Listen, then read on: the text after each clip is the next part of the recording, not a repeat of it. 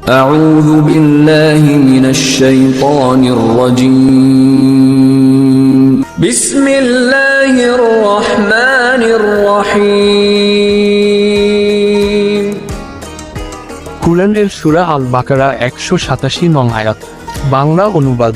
রোজার রাতে তোমাদের জন্য তোমাদের স্ত্রীর সাথে সহবাস করা বৈধ করা হয়েছে। তারা তোমাদের জন্য পোশাক এবং তোমরা তাদের জন্য পোশাক। আল্লাহ জানতেন যে তোমরা নিজেদের সাথে খিয়ানত করছিলে, তাই তিনি তোমাদের তওবা কবুল করেছেন এবং ক্ষমা করেছেন। অতএব এখন তোমরা তাদের সাথে মিলিত হও এবং আল্লাহ তোমাদের জন্য যা নির্ধারণ করেছেন তা কামনা কর। আর খাও ও পান কর যতক্ষণ না ভোরের সাদা রেখা কালো রেখা থেকে স্পষ্ট হয়ে যায়। তারপর রাত পর্যন্ত রোজা পূর্ণ করো। আর তোমরা মসজিদে ইতিকাফ অবস্থায় থাকাকালে স্ত্রীদের সাথে সহবাস করো না।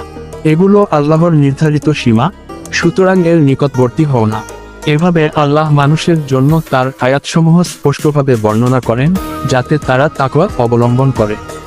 স্পষ্টভাবে বলা হয়েছে ভোর থেকে রাত পর্যন্ত রোজা রাখার জন্য। এখন আমরা কি তা করি?